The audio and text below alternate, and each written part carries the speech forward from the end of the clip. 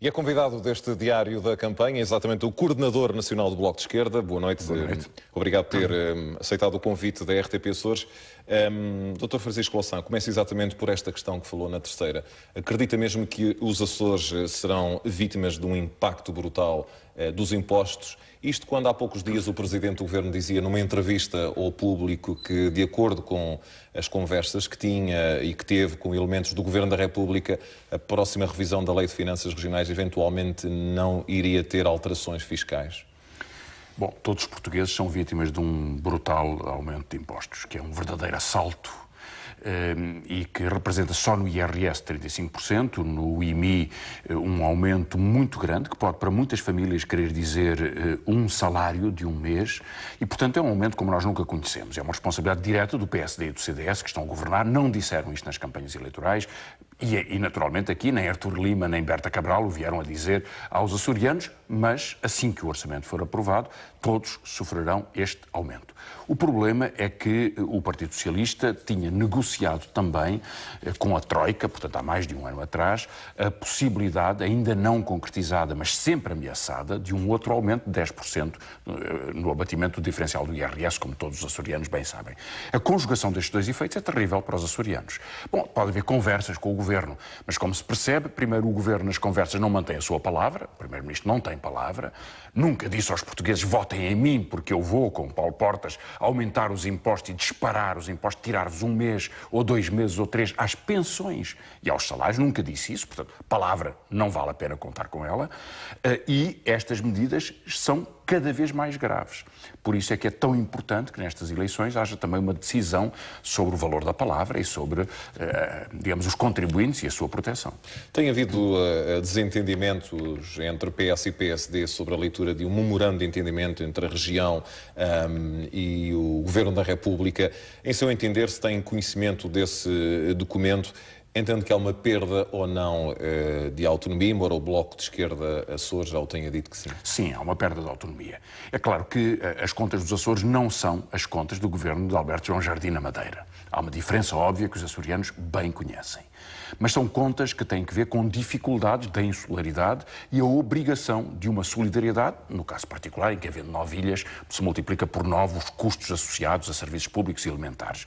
E, portanto, nós somos totalmente a favor de uma autonomia que possa negociar as melhores capacidades de apoio da República aos Açores.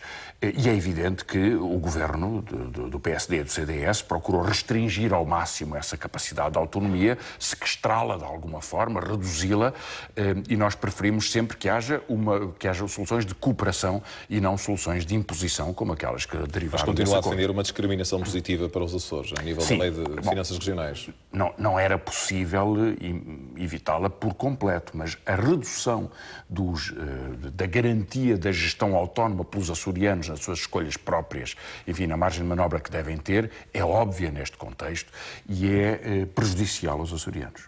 Tendo em conta a sua experiência até de formação académica, como é que tem visto as contas da região autónoma dos Açores?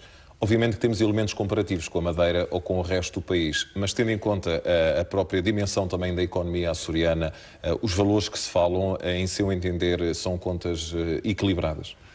Não são contas equilibradas, nós temos um déficit importante. O problema, na verdade, é saber em que é que se utilizam os dinheiros públicos. Este governo tem utilizado esta estratégia de dizer que corta nas despesas quando corta nas pensões dos reformados, que aliás não é dinheiro do governo, é dinheiro dos reformados. As pessoas descontaram ao longo da vida para terem um apoio na sua velhice. Quando corta salários também diz que cortou na despesa. Portanto, há um truque político sobre as contas do Estado e isso tem criado uma enorme confusão.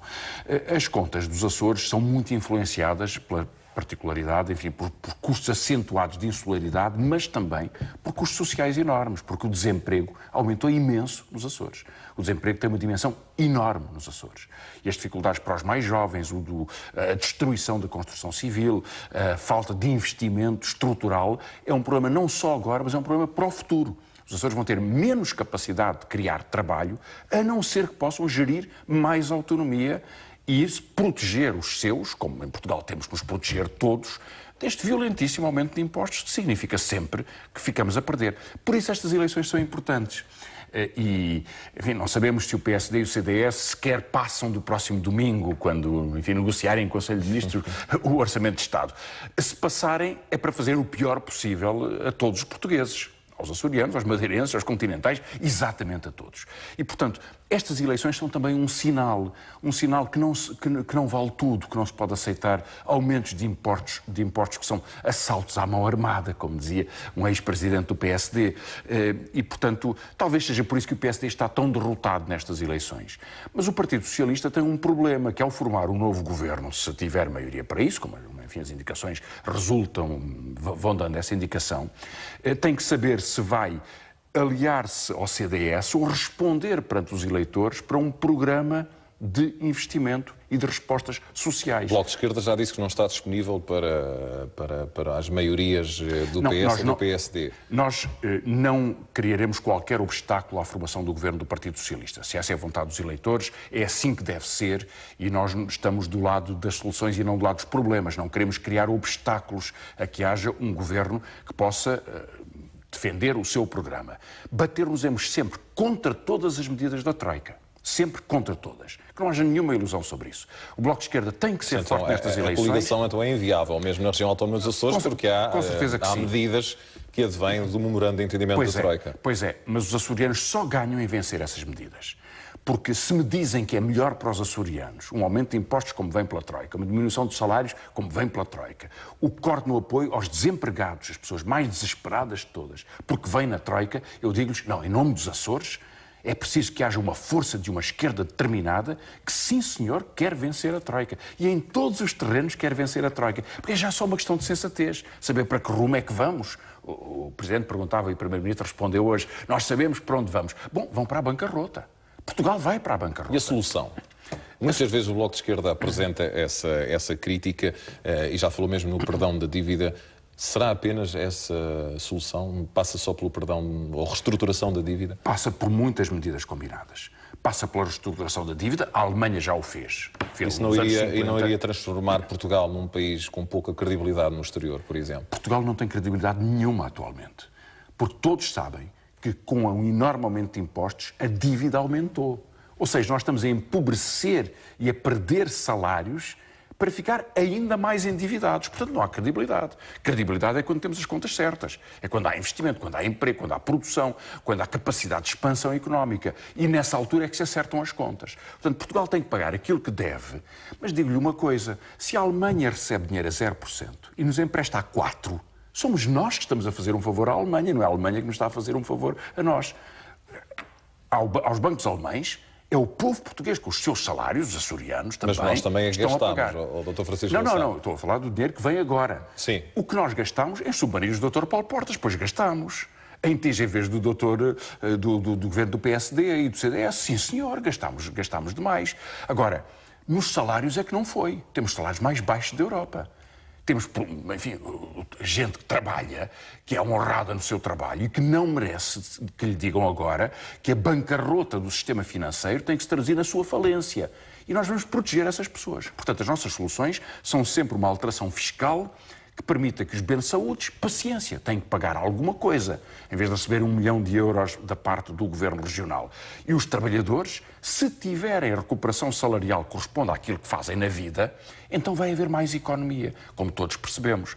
E, portanto, uma política fiscal ativa, veja bem se pode confiar num secretário de Estado das Finanças do Bloco de Esquerda que possa dizer, em relação às transferências para offshores, em relação ao esforço de investimento, em relação à tributação do capital, aceita que 1 milhão de benefícios de capital em dividendos possa pagar 26,5% de IRS.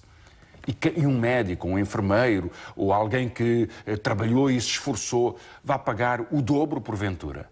Podemos aceitar alguma vez isso?